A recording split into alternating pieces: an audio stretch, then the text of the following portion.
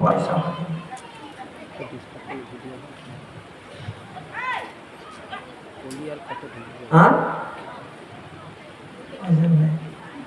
প্রত্যেকের পৃথক পৃথক। গীতাতে ভগবান 18 অধ্যায়ে বললেন, অধিষ্ঠানং তথা কর্তা করণং চ পৃথক বিধং বিবিধশ্চ পৃথক চেষ্টা দৈবং চৈবাত্র পঞ্চমম ন্যায্যং বা বিপরীতং বা পঞ্চৈতে তস্য হেতভঃ। শরীরবান মনোবীর্যং কর্ম প্রারভতে নর। শরীর বাক্য মন দিয়ে এই চরাচর বিশ্ব ব্রহ্মাণ্ডে যত লোক যা কিছু কর্ম করছে, ন্যায্যং বা ন্যায্য হোক অথবা তদ বিপরীত অন্যায্য হোক, পঞ্চৈতে তস্য হেতভঃ। এই পাঁচটাই হলো তার কারণ। কি পাঁচটা? অধিষ্ঠান, কোন সিচুয়েশনে কাজটা হচ্ছে, তথা কর্তা, এ ওই কাজটা করছে, করণং চ পৃথক বিধম, ওই কর্তার ইন্দ্রিয়গুলোর সামর্থ্য কতটা আছে, ইন্দ্রিয়গুলো কতটা ওই কার্য করতে সমর্থ। বিবিধশ্চ পৃথক চেষ্টা, ওই কার্য সম্পাদনের জন্য কর্তার প্রচেষ্টা কতটুকু। আর শেষকালে হলো দৈবং চৈবাত্র পঞ্চম, ওই কার্য সম্পাদনের জন্য ওই কর্তার অদৃষ্ট আছে কি না। এই পাঁচটা হলো কর্মের কারণ। অতএব প্রত্যেকের পৃথক পৃথক ইন্দ্রিয় বৃত্তি, প্রত্যেকের পৃথক পৃথক সামর্থ্য, প্রত্যেকের পৃথক পৃথক প্রচেষ্টা, প্রত্যেকের পৃথক পৃথক অদৃষ্ট বা দৈব। ওই জন্য প্রত্যেকের পৃথক পৃথক কর্ম, পৃথক পৃথক কর্মফল, এবং সেই কর্মফল অনুসারে পৃথক পৃথক তাদের গতি নাম হইয়া থাকে। जैसा कर्म ऐसा फल, आज नहीं तो मिलेगा। त्रिभिर मासोई त्रिभिर पक्षोई त्रिसप्ताहोई त्रिभिर दिने अवश्यमेव भोक्तव्यम कृतम कर्म शुभाशुभम। 3 मासे हो, 3 पक्षे हो, 3 सप्ताहे हो, 3 दिने हो, 3 जुगे हो, 3 जन्मे हो, প্রত্যেক মানুষের কৃতকর্মের ফল ধারে কাশি করে তাকে ভোগ করতেই হবে। অতএব কিচ্ছু করার না, একটা কাজ করার আছে। যার যা কিছু যে পরিস্থিতিতে থাকে থাকুন, স্থানে স্থিতা শ্রুতিগতাং স্তনুবাং মনোভিজে প্রায় সজিত জিতোপিত স্ত্রী। যে কোনো ভূমিকায়, যে কোনো পরিস্থিতিতে, যে কোনো অবস্থায় থাকুন না কেন, সে গরিব হন, ধনী হন, স্ত্রী হন, পুরুষ হন, সে যেখানে যেভাবে যে কর্মের দ্বারা যেভাবে থাকুন, শুধু একটু সাধু সব স্থানে স্থিতা শ্রুতিগতাং স্তনুবাং মনো। কান পেতে একটুখানি সাধুর কাছে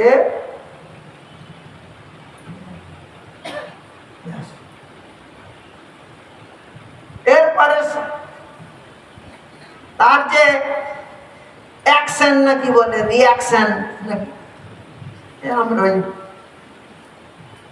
ফিজিক্সে বলে না, every action same and opposite reaction. প্রত্যেক ক্রিয়ার সমান এবং বিপরীত প্রতিক্রিয়া আছে। আপনারা ওইটুকু একটু সাধু সঙ্গ করুন, তার যে অ্যাকশন, তার যে রিয়াকশন, সে আপনি পাবেন পাবেন। আমরা হাতে নাতে দেখেছি। 86 সালে মঠে এসেছি আমি, বহু বহু হাজার হাজার উদাহরণ দিতে পারি বেশাসনে বসে।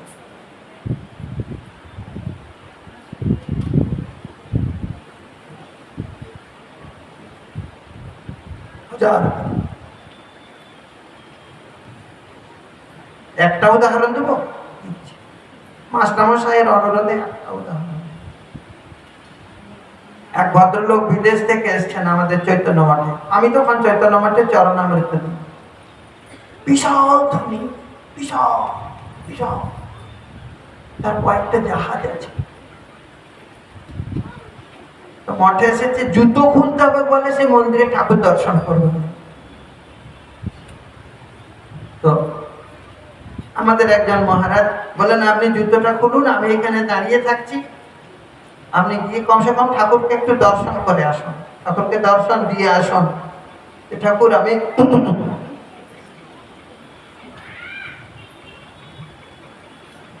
তেমনি ঠাকুরের কাজ পর্যন্ত গেল, আমি তো রেডি হয়ে আছি, চরণামৃত দিব, একটু প্রসাদ দিব।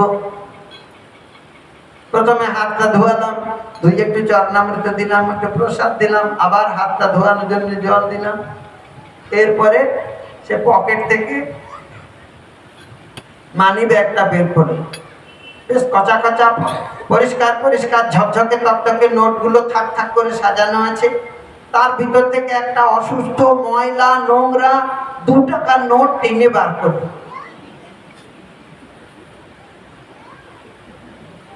একদম নেতিয়ে গেছে।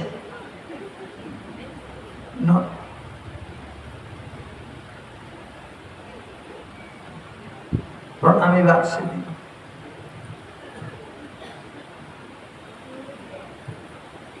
আমাদের তখন নিয়ম ছিল, আরতির পরে একটা পঞ্চায়েতি প্রণাম হতো। পাঞ্চা কল্পতরু ভস্য বলে একটা ঢক ঢক করে একসঙ্গে সবাই মিলে একদম একটা প্রণাম হতো।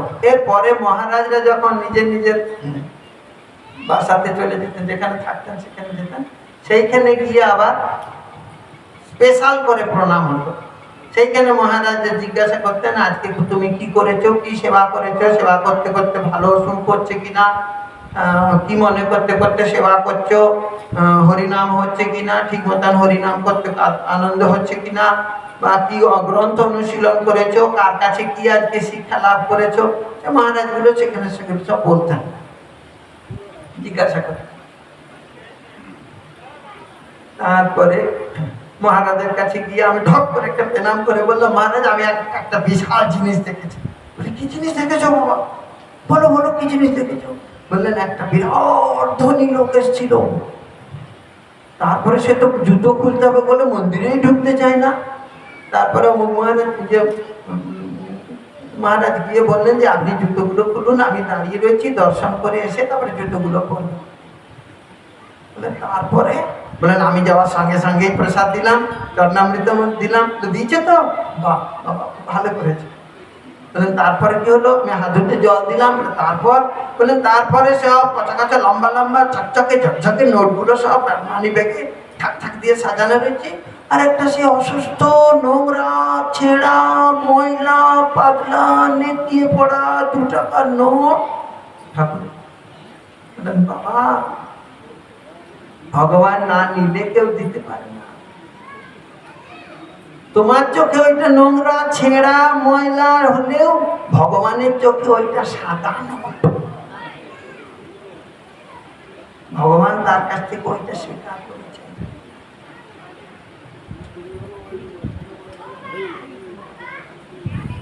আর ওই মানি ব্যাগে ভগবানের গ্রহণযোগ্য ওই 2 টাকাই ছিল।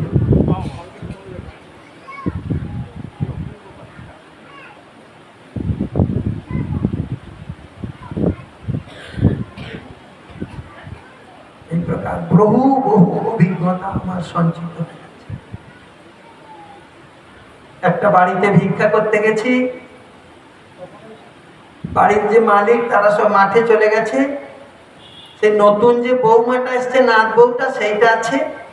আর ওই নাথ বউয়ের দিদি শাশুড়িটা মানে শ্বশুরের মাটা, সে রোদের সময় পৌষ মাসে মাঘ মাসে মহোৎসব, পৌষ মাসে ভিক্ষে গেছি।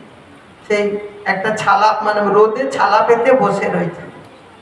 তা আমরা গিয়ে বললাম যে, মা আমরা মঠের থেকে এসছি, বার্ষিক মহোৎসবে প্রতি বছর আসি, বাবুরা তো বাড়িতে নাই, মাঠে গেছে, তো যদি কিছু ঠাকুরের আনুকূল্য সেবা করতেন। তখন ওই নাথ বউটাকে ডাকছে, বলো ছড়ি এদিকে আয়, একটু দেখে দেখা কর, এদিকে একটু প্রণাম কর, সাধুরা এসছে। নিয়ে বৌমাটা আসলো, প্রণাম করলো, নিয়ে ওই ঠাকুমার শাশুড়িটা তাকে বলে দিল হলো ওইখানে একটা থাল আছে আর ওইখানে ইয়েতে চাল আছে, থালটা ভর্তি করে চাল দিবি। বৌমাটা চাল নিয়ে যখন আসছে তখন বলছে, হলো মরণ শুধু চালগুলো দিচ্ছিস, একটা ফল কিছু দিয়ে, সবজি টবজি কিছু। তো আমি বুড়িটার পাশে বসে আছি, বলে চাল দিচ্ছে আবার সবজি ফল কেন দিতে হবে? বলেন বাবা, ওর তো এখনো সবে বিয়ে হয়েছে, ভগবান তো তাকে এখনো ফল দেয় নাই, তো ভগবানকে একটা ফল দেয়, যদি তার বিনিময়ে প্রভু তার কল্যাণ করে একটা ফল দেয়। যাক, কটা আলু কটা সবজি টবজি সব নিয়ে আসলো, নিয়ে এসে আমাকে দিবার সময় বলছে, হলো ছুড়ি মরণ কিছু পয়সা দিয়ে দক্ষিণে দেয়। আমি বুড়িটাকে জিজ্ঞাসা করলাম, চাল দিচ্ছে আবার সবজি আলু দিল, ফল দিল, আবার পয়সা দিতে হবে কেন? বলেন বাবা,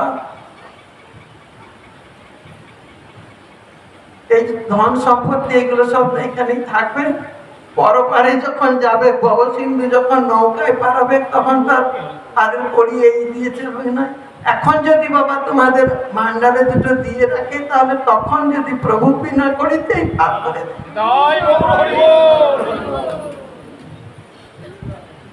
তো এই অভিজ্ঞতাগুলো, এই যেগুলো সারা জীবন ধরে সঞ্চয় করে, এইগুলো হলো ন্যায্যং বা বিপরীতং বা পঞ্চায়েতে তস্মহি,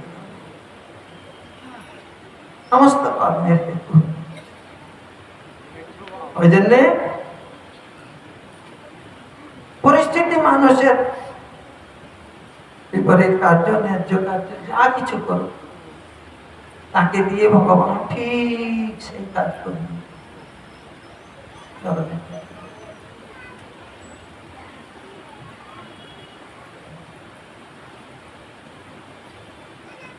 নরকে বলছি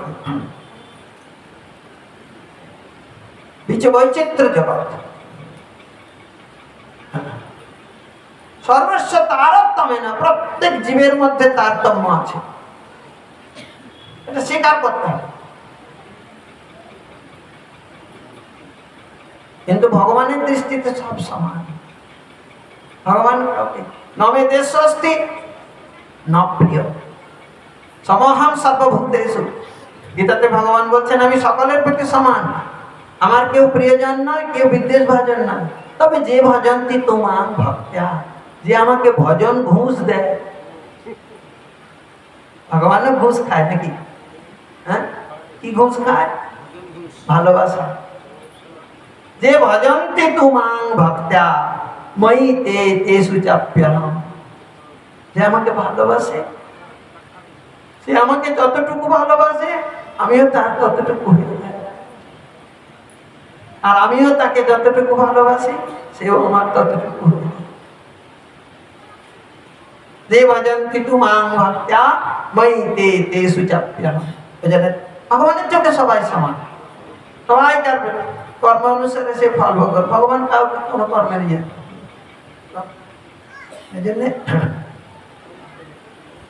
কর্মফলং বিসদৃশং ভবতি যা অবিদ্যয়া কৃতমানয়া, অবিদ্যার দ্বারা অজ্ঞানের দ্বারা কর্তৃত কর্মের ফল বিসদৃশ হয়, তৎপরিণাম লক্ষণা, তাহারই পরিণাম স্বরূপ সুদয় সহস্রশ প্রবৃত্তাং প্রাচুর্যেনা নবর্ণয়িষ্যামি। আমি সেই কথা প্রচুর রূপে বর্ণনা করি।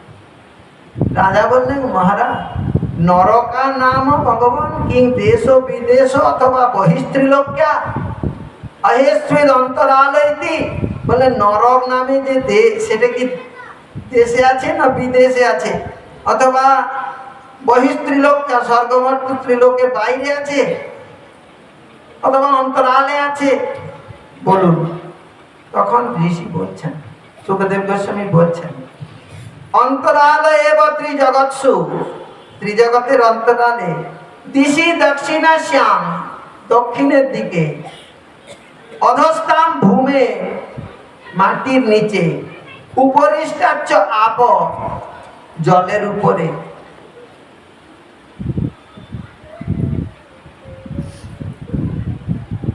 অগ্নিশাত্যাদয় পিতৃগণা, আমাদের যে পূর্বপুরুষগণ অগ্নিশাত্যাদি,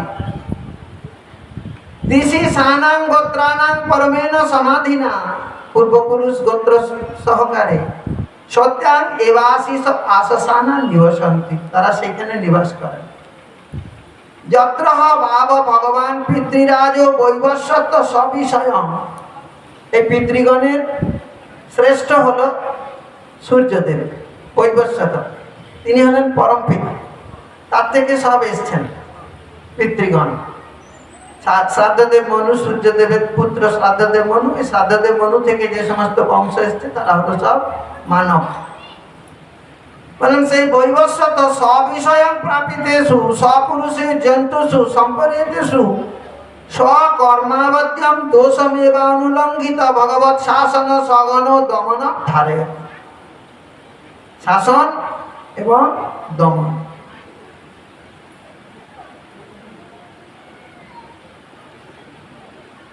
সূর্যদেবের ছেলের নাম কি? সূর্যদেবের ছেলের নাম যমরাজ, আর শনি ঠাকুর নাকি, আর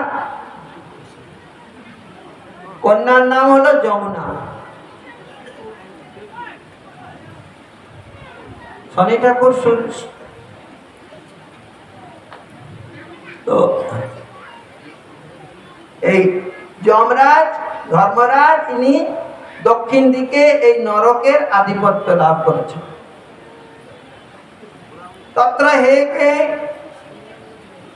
নরক একৌনবিংশতি গণয়ন্তি, কটা? 21টা। 19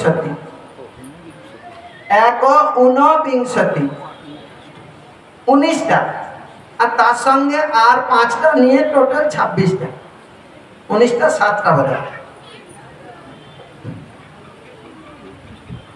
19 গণয়ন্তি, হে রাজন তাদের নাম রূপ লক্ষণ সব আমি অনুক্রমী শ্যাম, ধীরে ধীরে বলবো। প্রথম হলো তামিশ্র, অন্ধতামিশ্র, রৌরব, মহারৌরব, কুম্ভিপা, কালসূত্র, অশিপত্রবন, শুকরমুখ, অন্ধকূপ, কৃমিভোজন,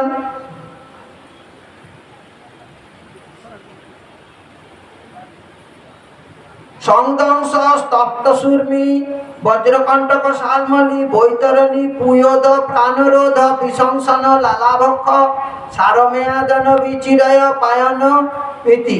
কিঞ্চ ক্ষারকর্দম, রক্ষগণ ভজন, সুরপ্রত, দ্বন্দ্বসুখ, অবট নিরোধন, পর্যাবর্তন, সূচিমুখ ইতি 28 নরকা বিবিধ যাতনা ভূময়। 28টা নরক বিবিধ যাতনার জায়গা, ভূমি, যাতনা ভূময়। শুনুন, তামিশ্র, যে ব্যক্তি এই পৃথিবীতে অপরের ধন স্ত্রী পুত্র অপহরণ করে তিনি তামিশ্র যান। আর সেখানে ক্লেশটা কি হয় না, কাল পাশে যমদূতগণ কর্তৃক বন্ধন করে ঘোর অন্ধকারে আচ্ছন্ন পাপীগণকে ভোজ্য পানীয়ের অভাবে দণ্ড তাড়না তর্জনাদি যাতনায় দুঃখ পীড়িত হইয়া মূর্ছা প্রাপ্ত হয়। আজকে সকালবেলায় বলছিলাম আমার এই চ্যাংড়াটাকে, বললাম যে নরকের থেকেও অধিক যন্ত্রণাজনক ভূমিকা এখানে আছে।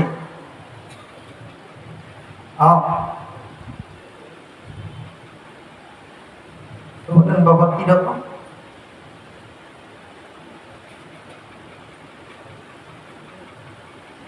না, একটা মেয়ে ছেলে দুটো স্বামী নিয়ে এক ঘরে বাস করে, তো ওই স্বামী দুটো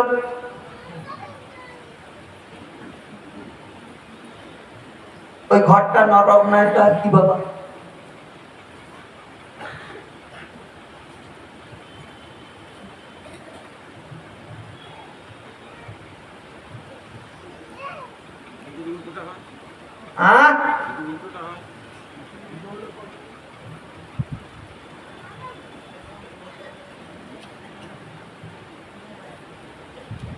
নরক পটে কি না বলুন?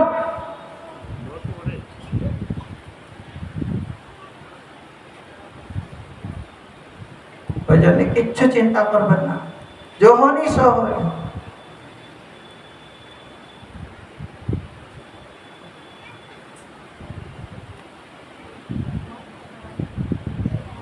চোখের সামনে আমার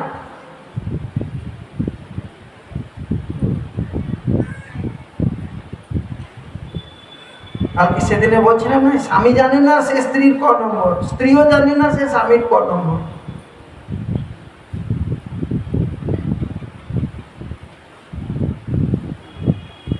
বলেন মহারাজ ব্যাসাসনে বসে এইগুলো বলার উদ্দেশ্য কি?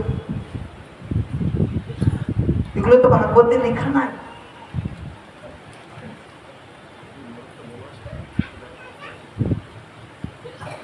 এগুলো কি ভাগবতে লেখা রয়েছে? বলেন ভাগবতে লেখা নাই, কিন্তু তার সূচনা দিগদর্শন আছে, আউটলাইনস আছে, স্কেচটা আছে। ভাগবতে এমন কিছু নাই যা হচ্ছে যা হবে সব কিছু উদ্ধৃত আছে, কিন্তু প্রত্যক্ষ রূপে নয়, পরোক্ষ রূপে আছে।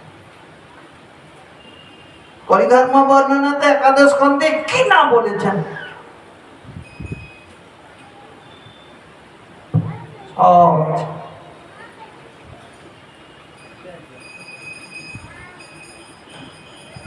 অন্ধতা মিশ্র যে ব্যক্তি অপর কোন ব্যক্তিকে বঞ্চনা করিয়া তাহার স্ত্রী ধন ইত্যাদি সম্ভোগ করে, তাহাকে অন্ধতা মিশ্রে। যমদূত কর্তৃক পাপী নরকে নিক্ষিপ্ত হয়, যাতনায় পীড়িত হইয়া বেদনায় বুদ্ধিহীন ও দৃষ্টিহীন হইয়া হয়, এই জন্য তার নাম অন্ধতা মিশ্র। রৌরব এই সংসারে যে ব্যক্তি দেহ এবং দ্রব্যাদিতে আমি এবং আমার বুদ্ধি করিয়া অন্য প্রাণীর হিংসার দ্বারা নিজে ও দেহ সম্পর্কিত আত্মীয় স্বজনের ভরণ পোষণ করে, সেই সমস্ত প্রাণী দ্রোহজনিত পাপের ফলে রৌরব নরকে যায়।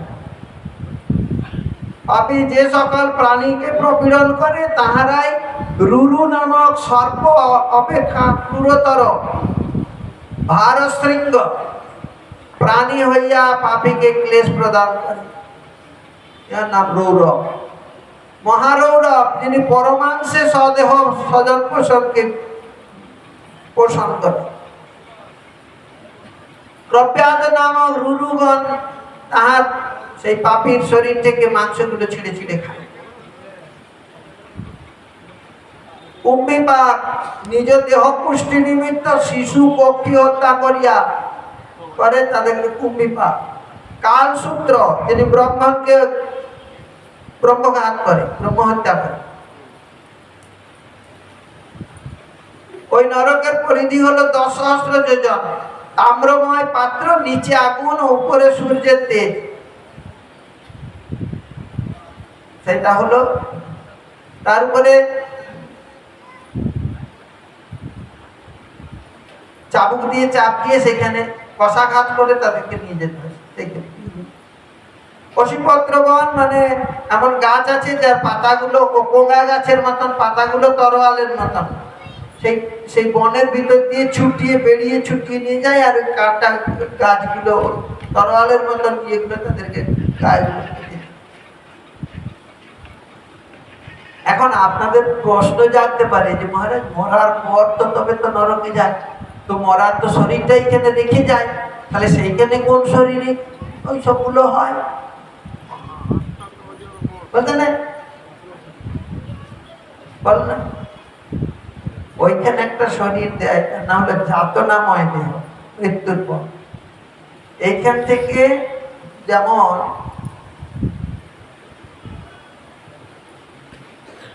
ওই ডাক্তার যখন অপারেশন থিয়েটারে নিয়ে যায় তখন আপনার এই ড্রেস ফ্রেস নিয়ে যায় না, ওরা একটা আলাদা আলখাল্লা পরায়, পরিয়ে তারপরে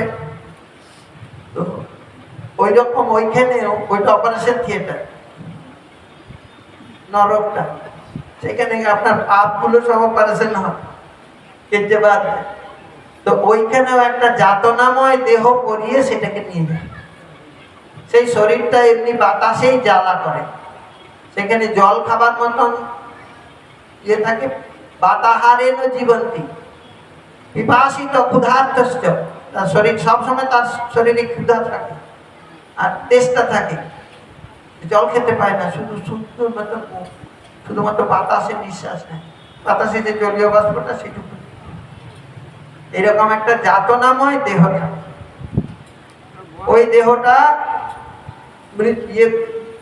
ইয়ে পর্যন্ত যায়, জমালয় পর্যন্ত যায়।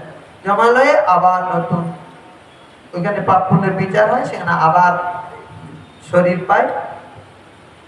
দুটো রাস্তা আছে, একটা হিমযান, একটা দেবযান। আমাদের যে শুক্লে কৃষ্ণে গতি যেতে জগতে শাশ্বতে মতে একয়া জাত্য নাবৃত্ত অন্যয়া আবর্ততে পুনঃ, গীতাতে যেমন আছে না, সেই দুটো, একটা দৈব গতি আর একটা